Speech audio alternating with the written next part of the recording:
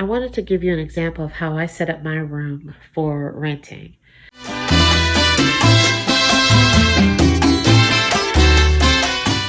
The first thing is to label the door.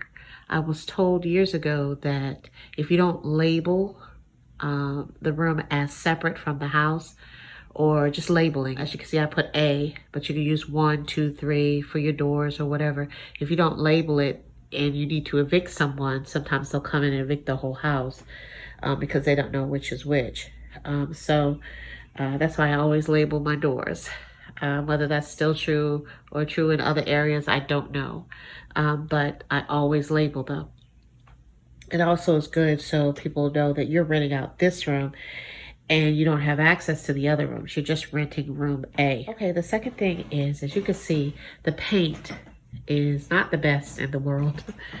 I don't have trim or anything like that. This is how the house was when I purchased it about 1.5 years ago.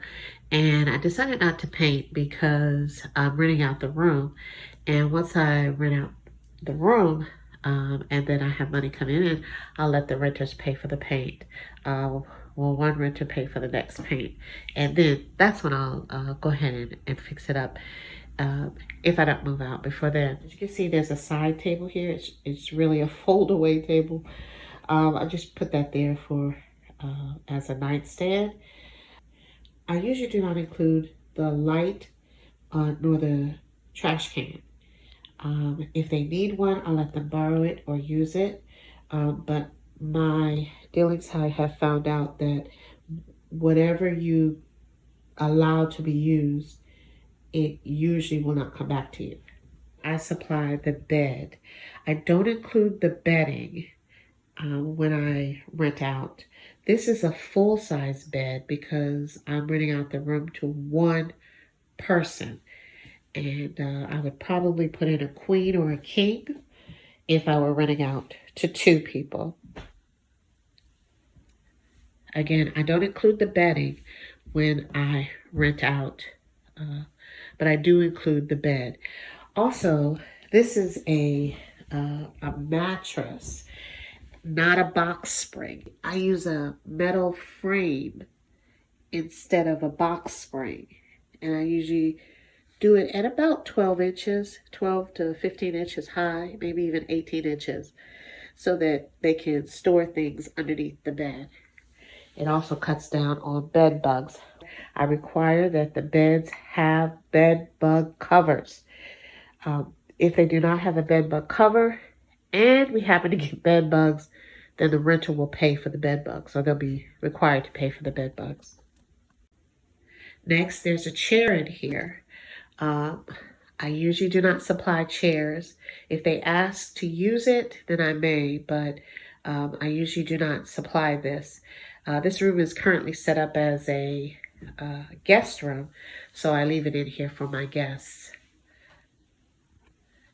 Same with the artwork.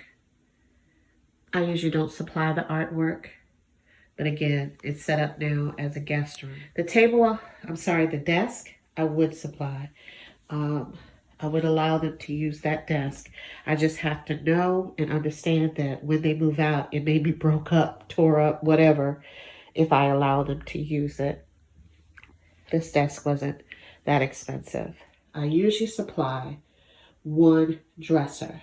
And these dressers I get from time to time from yard sales or from garage sales or the thrift shop or wherever. And this one cost me maybe 20 bucks. I don't do, as you can see, I don't do expensive furniture, not for a rental. And then here's the closet. Always allow closet space. And the TV. Now the TV they can use, I leave it in here because I do not have a TV in my living room. And I do that on purpose. Where the TV is, the people will be. So I do not supply a TV in the living areas, in the common areas. Okay, so this is basically how I set up my rooms for rent.